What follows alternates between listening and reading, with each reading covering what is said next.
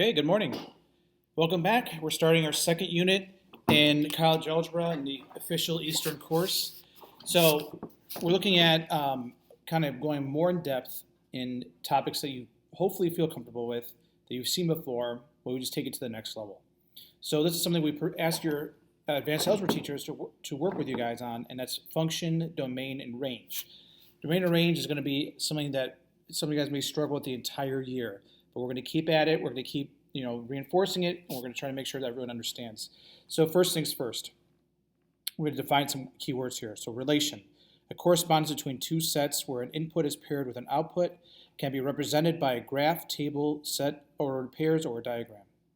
Domain, the set of all inputs in a relation, all possible x values. So what we have to do is train ourselves to look at a graph. Instead of looking at it as an entire graph, we look at the x values from left to right. So yes, we see how the graph curves, but we're more focused on looking at the function from left to right. The next thing is range, the set of all outputs in a relation, all possible y values.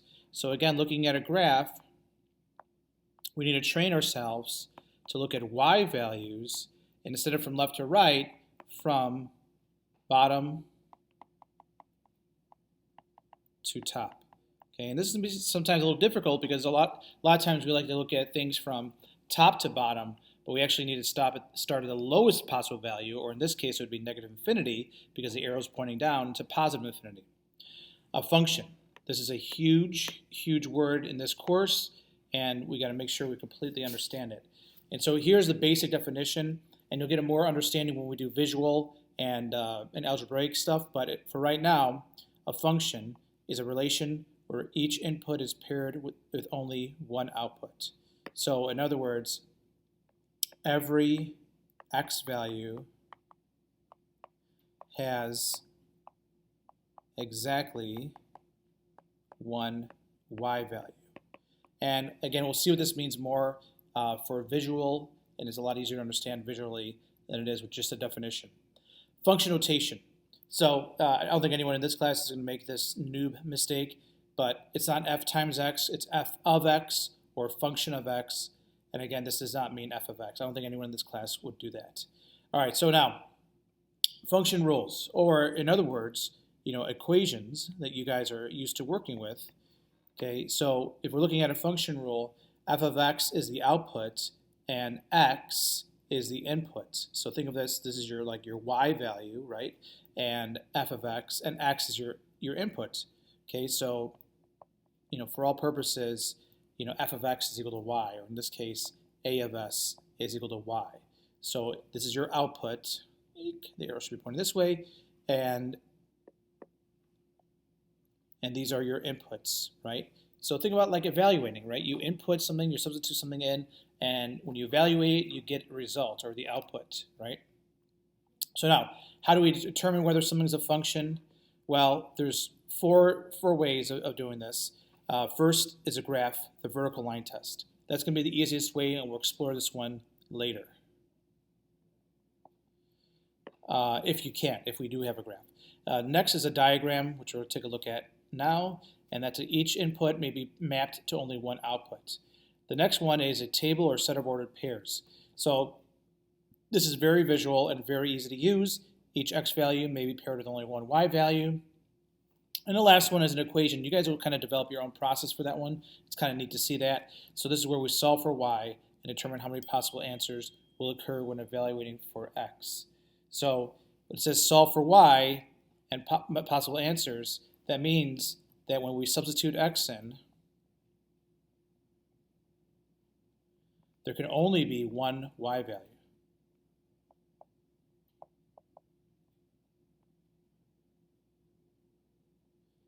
And you'll get my hint here when we deal with things that maybe have more than one y value, all right? So let's take a look at the first thing, which is a diagram. Right? And these are just kind of fun to give you an idea of what a function is. So for example, if this is your input and this is your output, we're looking to make sure that every input has exactly one output. So now, if we look at Adam, he can only pick one flavor of ice cream, and that's chocolate.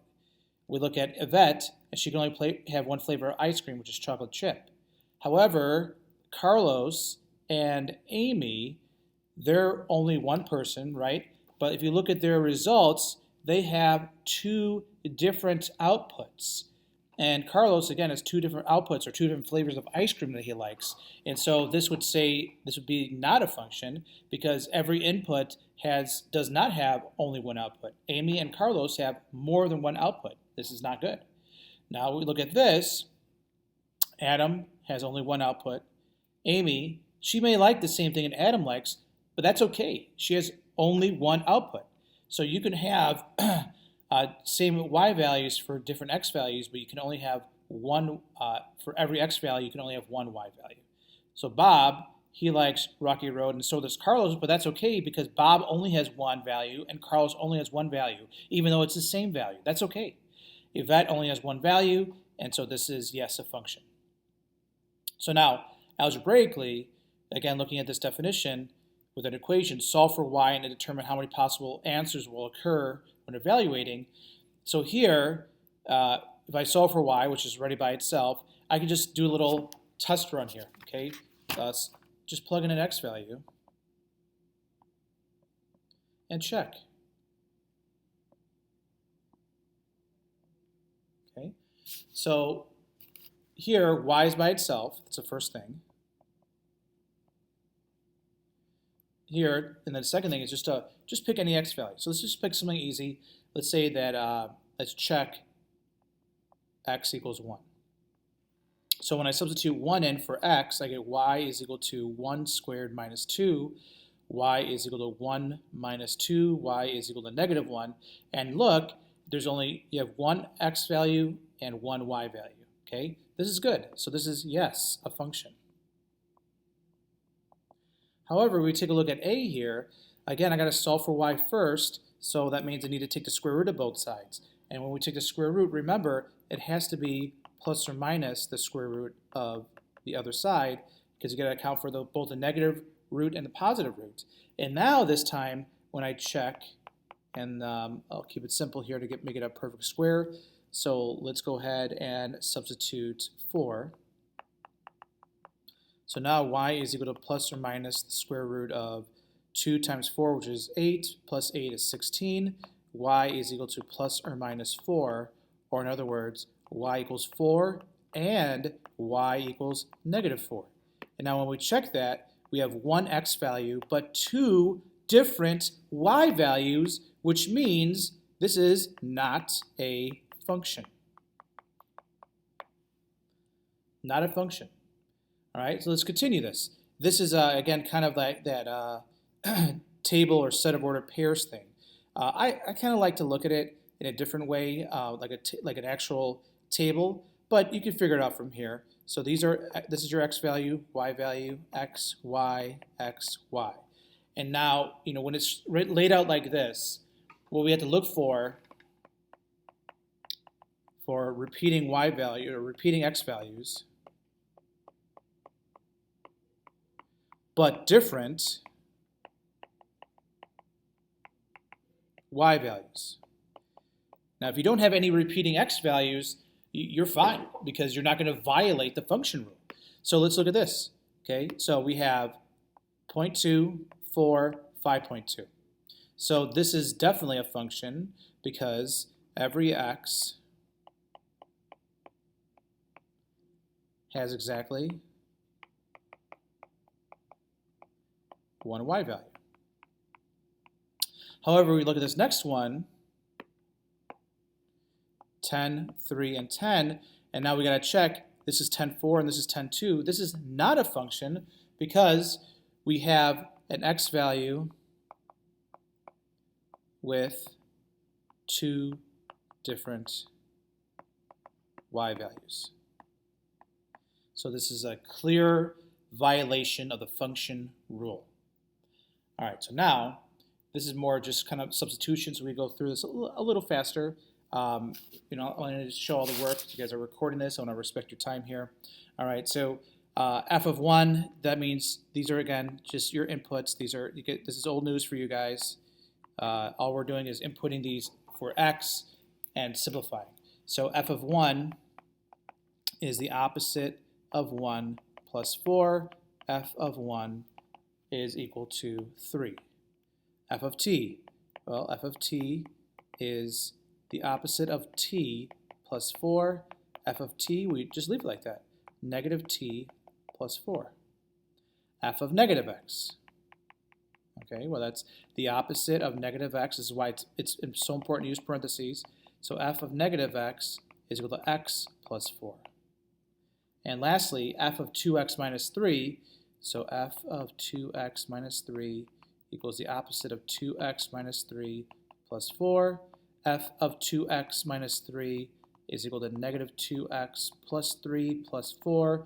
And finally, simplifying this is negative 2x plus 7. So some of you guys might ask, like, well, do I have to keep on writing f of this and f of that? No, I'm just doing an illustrative point. The nice thing about function notation is it tells us what we exactly substituted in to get this result, right? And it's kind of more important here because this tells us we substituted 1 in for x to get f of 1 value of 3. But another way of looking at this is that x equals 1, y equals 3, or you can even go one step further. This is the point 1 comma 3. So that's just another way of thinking about this. Okay, this example 5 is more the same. We're just substituting in these values, and we're trying to figure out what the value is. So g of 2, that's 3 minus 2 over 4 times 2 plus 1. So g of 2 is 1/9. Okay, g of negative 3 is just 3 minus, again, parentheses, negative 3 over 4 times negative 3 plus 1. G of negative 3 is equal to negative 6 over 11. And lastly, g of 0 is 3 minus 0 over 4 times 0 plus 1. G of 0 is equal to 3. All right, so now this next step here gives us very important future directions that we're going to see, and that's solve the equation x plus 3y equals 10 for y in terms of x. So in terms of x means we're going to solve for it and get x on the other side. So the answer is not going to be a traditional answer like 3 or 1/9 or negative 6 over 9. It's going to be an answer that involves x. So, and there's more directions here, and replace y with f of x, and then find f of 13. So we're doing 3 things. Okay, so first, solve the equation for y in terms of x. So that's 3y, x plus 3y equals 10. Subtract x from both sides. 3y equals negative x plus 10. Divide every single term by 3. So y is equal to negative x over 3 plus 10 over 3. That's the first part. And this means in terms of x, because we have y, we're describing y as in terms of x values. So y is dependent on x. Now it says replace y with f of x. Okay, so f of x equals negative x over 3 plus 10 over 3. Check. And then it says find f of 13. Okay. So that's f of 13 is equal to the opposite of 13 over 3 plus 10 over 3, which is just negative 3 over 3, which is just negative 1. Okay. All right, so far so good. All right, now this is where you might have to pause, rewind, pause, rewind. This is going to be a longer notes because there's a lot more stuff, but we have 2.5 days to work on these, okay? So, all linear functions. So anything like y equals 3x plus 5, the domain is negative infinity to infinity, and the range is negative infinity to infinity. Or in other words, domain are all the possible x values, range are all the possible y values. And so what this means is that all x values, you could say work or satisfy the equation. You're not going to run the risk of getting something called undefined or no solution. this means you could plug in any single x value into all of these kind of linear equations, and you're going to get a corresponding y value. And just one y value, not two y values, right? Because that would then make it not a function. And when you get something like this, from negative infinity to infinity, all that's saying is, if you look at the graph of 3x plus 5, so just a rough sketch of that, we know that it also exists. Every single y value, it's going to eventually hit from negative infinity to infinity, right? So that means that all y values work. All right, now, we're going to look at polynomials as a whole, not just quadratics or cubics, but in general, all polynomials where the highest degree is even, powers on the variable are whole numbers, and the highest power on a variable is an even power, then this is what it looks like. So, for example, this would work for something like, f of x equals x squared plus 3, which we're familiar with, but it also would work with something like y equals x to the fourth plus 3x cubed minus 4x plus 1, right? We haven't seen that, but the highest power here is 4, or it's even. The highest here is 2, or even. And whenever we get this, this tells us that it's from negative infinity to infinity, or in other words, all x values work. I can substitute any x value, and it's going to totally satisfy the equation. However, the y values, not all of them work, right? And we know this because of what it looks like. So if I have a graph of a quadratic with a positive lead coefficient, so in other words, like y equals positive x squared plus 4, then we know this equation looks like this. And that tells us we're not going to have any y values below this graph. Or in other words, the range is the minimum output, it should be a bracket here, a minimum output to infinity. Or in other words, the smallest y value. Now, on the other end, if there's a negative lead coefficient, like something like y equals negative x squared plus 4, well, that looks like this. And we know that no y values are going to exist above this graph, which tells us that it goes from negative infinity to the maximum output, or the highest y value. And this should also have a bracket. So there's always a parentheses whenever you have infinity, because obviously you can't reach infinity, right? But you can certainly have a smallest output and a larger output. Okay. Now we go back to something nice. Polynomials, which has the highest degree, is odd. So powers on a variable are whole numbers, and the highest power in the variable is an odd power. Those are going to be negative infinity to infinity and negative infinity to infinity. Or in other words, if we have something like y equals x cubed plus 4x squared minus 1, or something like f of x equals x to the fifth minus 4, okay, those would be both, domain would be negative infinity to infinity, and the range would be negative infinity to infinity, because those kind of graphs, no matter how, if they're negative or positive, always look something like this. Okay, it's clearly continuous, and it's going on in both directions, from negative infinity to positive infinity, or even if it's going in the negative direction, so like this. Again, same idea, the arrows are pointing to both negative infinity and to positive infinity. So in either case, we're good. Now we're going to get to kind of specialized ones. And we can't tackle every single possible specialized one here, but you guys have graphic calculators, we'll explore them together. So, but we do know this one, a square root function. So a square root function looks something like this, y equals the square root of x plus 5.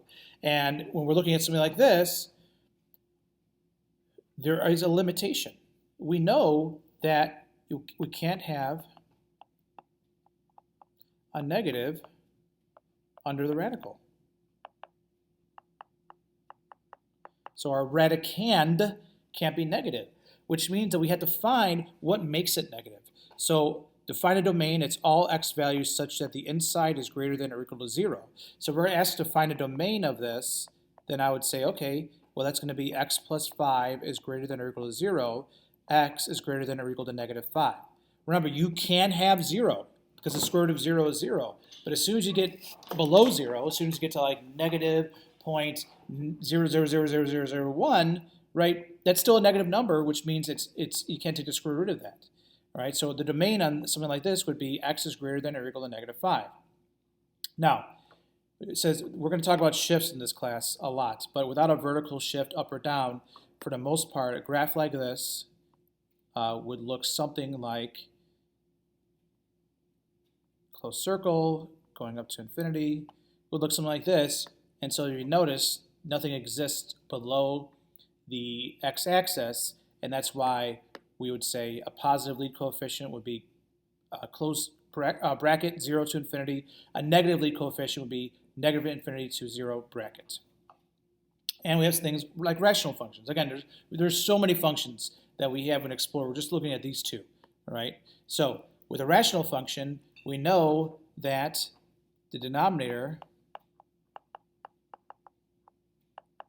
can't equal 0. So this is a very specific thing because whatever makes the denominator 0 causes this to be undefined, and that's a problem with our domain. And so if we have something like this, a rational function, x plus 5 over 2x minus 5, what we would do is say, well, 2x minus 5 can't equal 0, and we're trying to find the specific number that makes it equal to 0, and we're going to avoid that number. So in this case, we'd add 5 divided by 2, x can't equal 5 halves. Or in other words, we'd say all reals except 5 halves. Or another way of doing this is we would say everything's good from negative infinity to 5 halves, okay, union 5 halves to positive infinity, okay? Because with these parentheses are telling us we can get really close to 5 halves, but we can't be on 5 halves. And that's what this means. And then on the other end, well, we can go right past 5 halves, as close as you possibly can get to right past 5 halves, but it goes on to infinity. And now when we graph these, or we're looking for our range, or what our y values look like, well, we got to look at really using the calculator is one of the biggest things.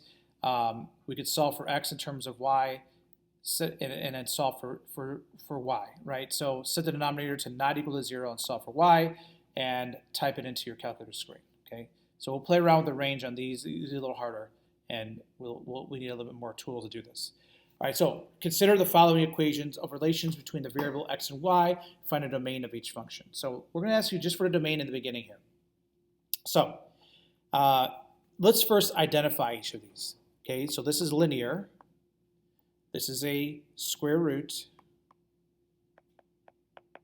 This is a rational. And this is a combo of a square root and rational. All right, so now, linear.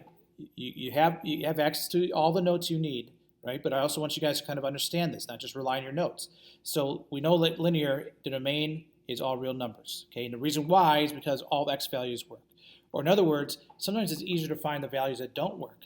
And if you look at this equation here, okay, you could substitute, think about it. You can plug in negative numbers, you can plug in 0, you can plug in positive numbers. So there's not going to be any restrictions, which means that the domain has to be from negative infinity to infinity. Or in other words, all real x values. Now over here, we have a problem. It's a square root function, which means you can't have a negative number underneath a radical. So how do we figure that out? Well, we got to do a little work. 14 minus 2x has to be greater than or equal to 0. So let's go ahead and solve for x and figure out what these values are that make it less than 0. Now I'm going to change the sign here. X is less than or equal to positive 7. So look, I can plug in 7. That's totally fine. That's 14 minus 14, which is 0. That's good. But as soon as I plug in a number that is larger than 7, okay, so like 8, so that's 14 minus 16, which is negative 2, not good, because it can't have a negative number underneath a radical. So we'd say that this is our domain. X is less than or equal to 7. In this class, we have to get used to using interval notation. So the way we would write this is negative infinity to 7 bracket. Negative infinity to 7 bracket. Okay? Over here it's a rational. And again, we got to be thinking, okay, this is a rational function. What's the problem with this? What's our restrictions? Well, our restrictions is we can't have 0 in the denominator. So how do I find this, what makes it 0? Well, I'm going to set the denominator equal to 0, and I'm going to figure it out. You know, I could say not equal to, but I'm basically trying to find what makes it wrong, what makes it equal to 0. So again, it's a common factor of x. That's why we did so much factoring earlier in the year. And then this is a difference of squares.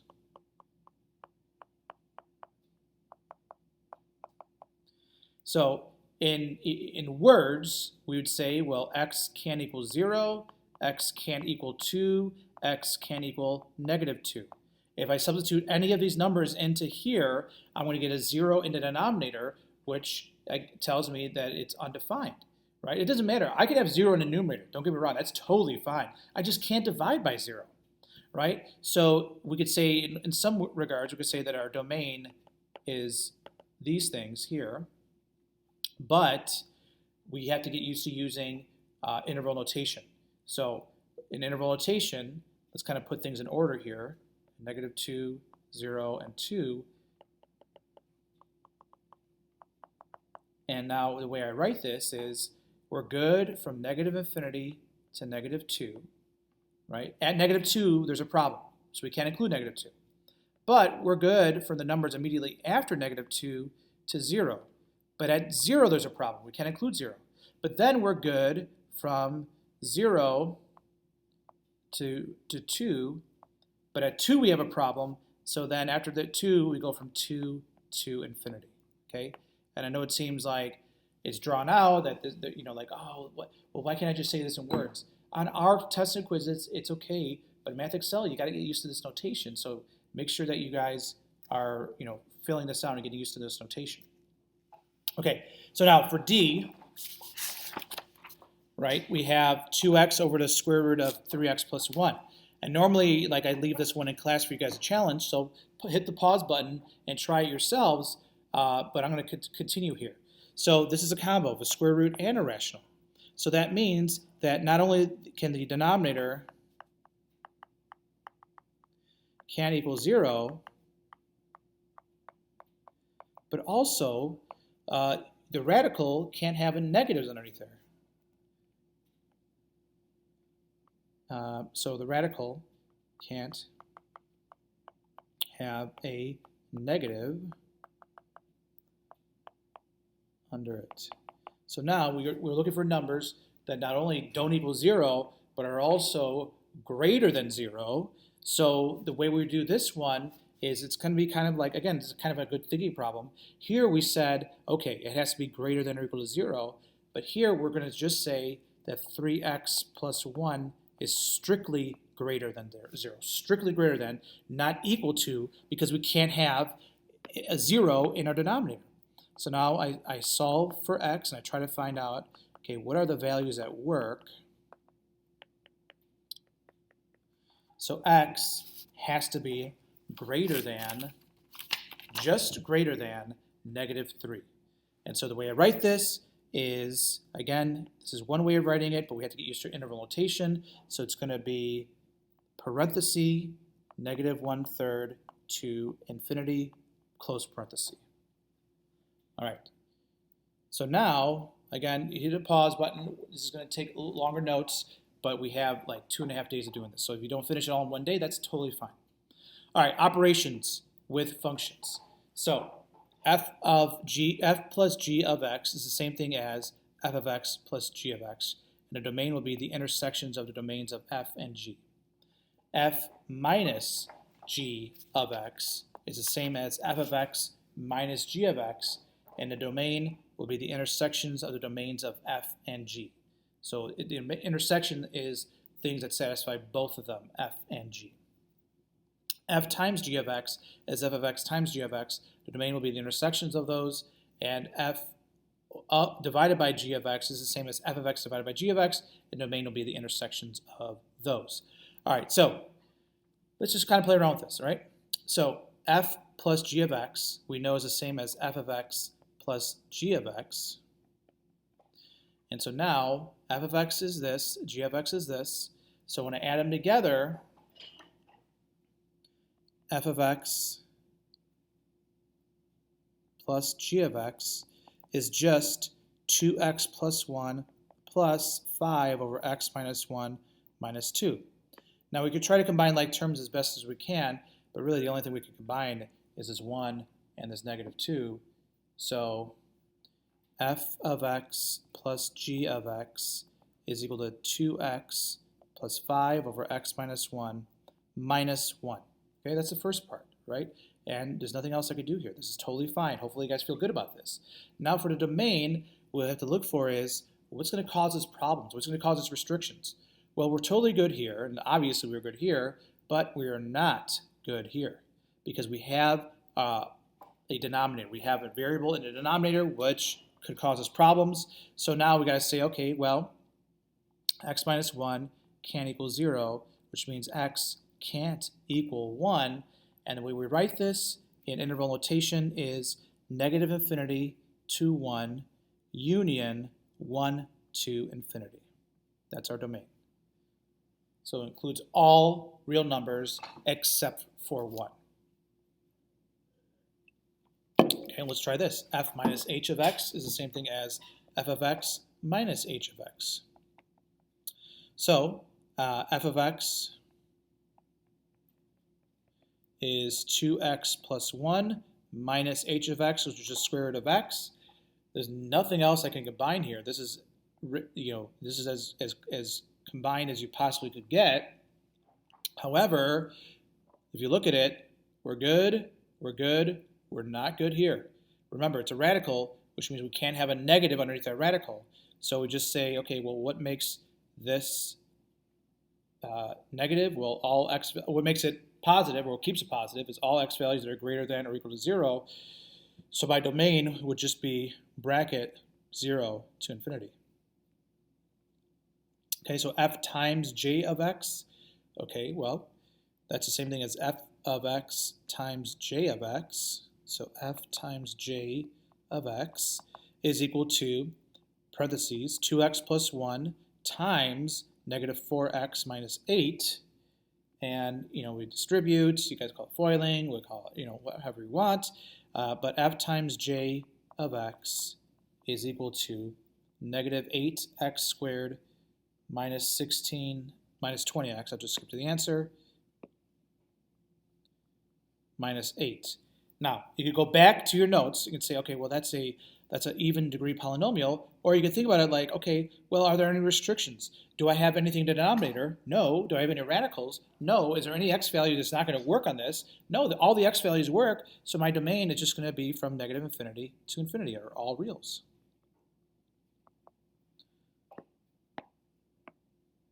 Okay. All right. Now, f of x, f over divided by h of x is the same thing as f of x over h of x, and so f is 2x plus 1, and h is the square root of x. And again, there's nothing else I could do here. This is the complete correct answer, but I got to look for, okay, where am I going to have problems? Here I'm not going to have any problems. It's a linear and it's an enumerator, but I'm going to have problems here. I have a radical in the denominator, which tells me that x has to be strictly greater than 0, not greater than or equal to, because now I can't even make it equal to 0, and now my domain is from 0 to infinity. All right, here we're just computing, so f minus g of 10, you could either, a couple ways of doing this, you can either find what it is individually, so you could actually find f of 10 and minus g of 10, or you could do f minus g of x and then substitute the 10 in there later. I kind of think that this way is a little bit easier. You just find what each one are individually. So f of 10 is 2 times 10 minus plus 1, which is equal to 21. G of 10 is 5 over 10 minus 1 minus 2. So G of 10 is equal to negative 13 over 9. And now the final answer is 21 minus negative 13 over 9. And you can put it in your calculator. So 21 minus negative 13 over 9. And you get positive 202 divided by 9. Okay, so same thing here, f times g of 0. I think it's easier to just find f of 0 and multiply it with g of 0. So f of 0 is just 2 times 0 plus 1. So that f of 0 is equal to 1. G of 0 is 5 over 0 minus 5 over 0 minus 1 minus 2. G of 0 is negative 5 minus 2. G of 0 is negative 7. And now we just multiply them together, which is just 1 times negative 7, which is negative 7. Whew! Okay, last thing here. So let's look at the difference quotient. What's kind of cool about this is a preview of something you'll learn in calculus called the derivative. And this is how you'll be introduced to this topic, and then you'll develop a shortcut to actually find a derivative. So the formula for the difference quotient computes the slope of the secant line through 2 points of the graph of f. It is used in calculus, but we'll be using it as an application of operations of functions. So slope of the secant line, the idea behind it is if you have a graph, and a secant line just means that it intersects the graph at 2 points. If you were to intersect this graph at 2 points, finding the slope of the secant line, this is what would be called your secant line,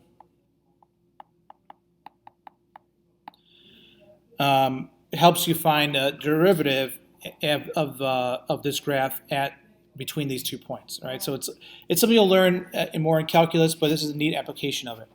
So the idea behind this is we're going to substitute x plus h in for x, and then the original formula or original equation is just f of x, and you always divide it by h. And even though in the years past we did give kids a formula, there'll be still some kids that would forget about it or forget about dividing by h. It's like you have the formula right in front of you. All right. So let's see how this works. Find a difference quotient, which is this, for the following functions. F of x equals negative 3x plus 7. So first, we're going to find f of x plus h. So f of x plus h is negative 3x plus h plus 7. That's the first part. That's this. Okay? Minus. Now this is the other mistake that a lot of kids make is they forget to put the rest of it in parentheses. Negative 3x plus 7. That's the original part. Okay? That's this. All over h.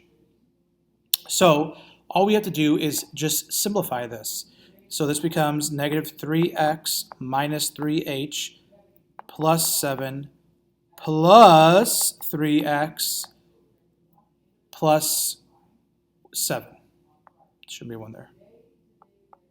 Or minus 7.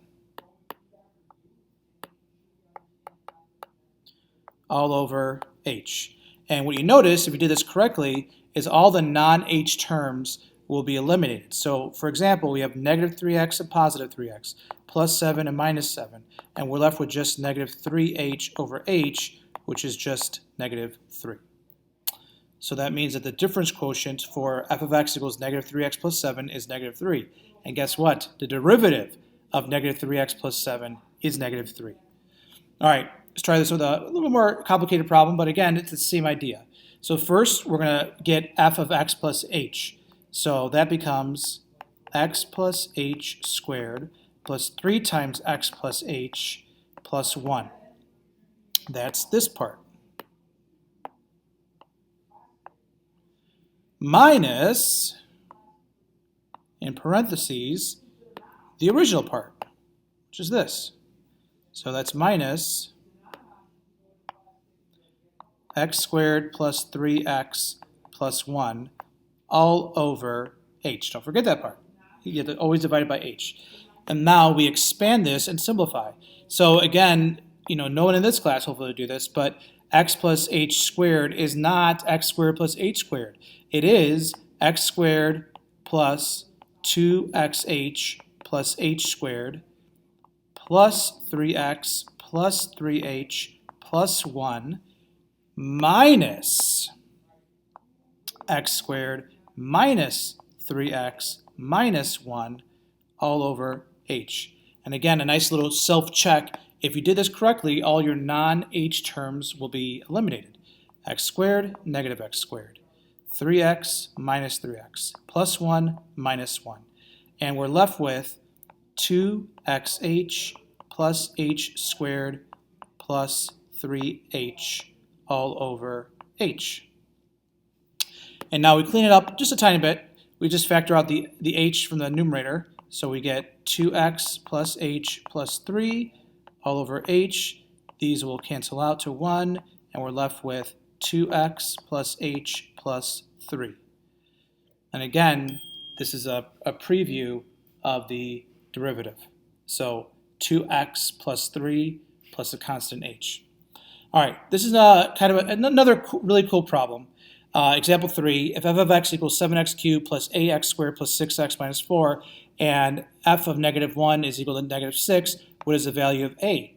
So you might be looking at this thing, well, there's too many variables. You have x's, you have h's, a's, you have f of x's, but here's the hint.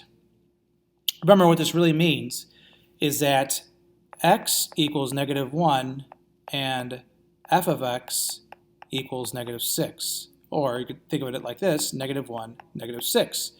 So after we do a little bit of substituting, we get negative 6 is equal to 7 times negative 1 cubed plus a times negative 1 squared plus 6 times negative 1 minus 4. And now the only variable we have is a, because everything else has been replaced with what we need to substitute. So cleaning up just a tiny bit, we get negative 6 is equal to negative 7 plus a minus 6 minus 4. Negative 6 is equal to negative 17 plus a. Add 17 to both sides.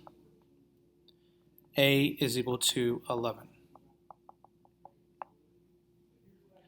And the last problem. So, same idea as before. In fact, I would ask you guys to hit the pause button and try this on your own. But in order to keep on going with real time here, q of 9 is equal to 3. That means when x is 9, q of x, or q of b, is equal to 3. Or you can think of this as 9 comma 3. So for our problem, that means that we're going to replace q of b with 3 and replace b with 9.